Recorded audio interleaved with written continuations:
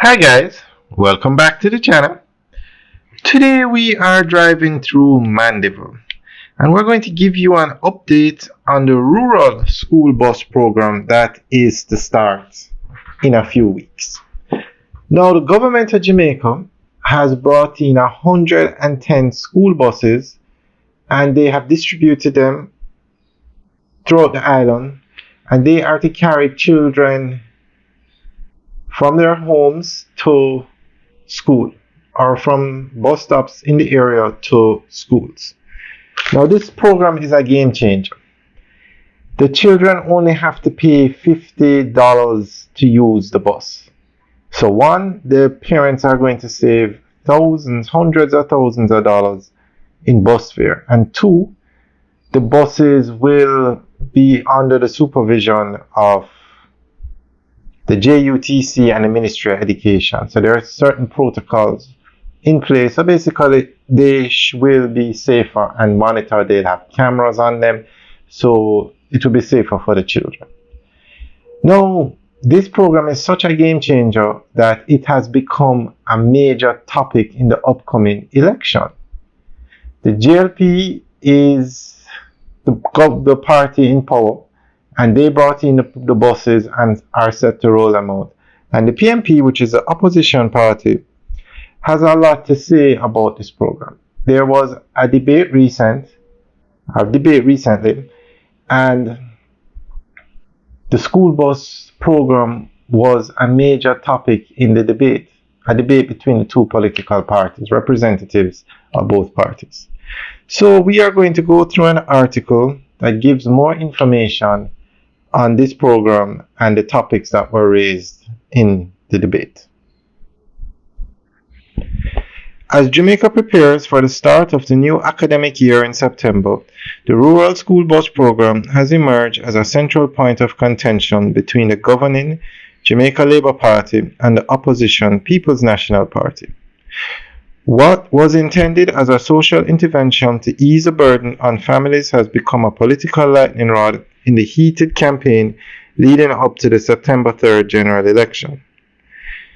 The JLP's position is that of cost savings and safety. The JLP has framed the initiative as both a practical and socially responsible investment. According to Minister of Labour and Social Security Pernell Charles Jr., the program will save parents approximately $180,000 annually per child, a significant financial relief for families already grappling with the high costs of education and transportation. Beyond the economic argument, the JLP has emphasized safety and school attendance, suggesting that structured state-supported transport. The JLP has emphasized safety and school attendance, suggesting that structured, state-supported transport ensures children's security while also reducing absenteeism. In the government's narrative, the school bus program represents both efficiency and care, delivering on promises the PNP has not and cannot do. The PNP's criticism has to do with scope and execution. In contrast, opposition spokesman on education Damian Crawford has raised sharp concerns about the program's execution.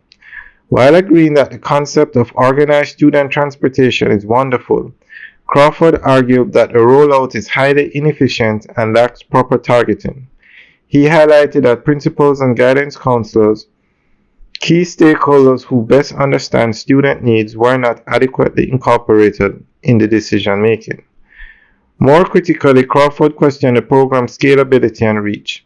With over 440,000 students island-wide, he pointed out that the buses at best could transport only 4,000 to 8,000 students daily, leaving the vast majority outside its benefit. His argument positions the program less as a broad-based policy solution and more as an under-resourced initiative that risks being more symbolic than effective. The clash illustrates a broader electoral theme, the balance between policy ambition and practical delivery. For the JLP, the Rural Bus Program is a headline social policy that signals commitment to education and families, reinforcing their campaign narrative of progress and safety. For the PNP, however, the program represents a gap between promises and realities. An example of what they argue is the government's tendency toward political grandstanding rather than sustainable, inclusive solutions. Alright, guys, that's the end of the update article. So let us know what you think. Leave your comments in the section below.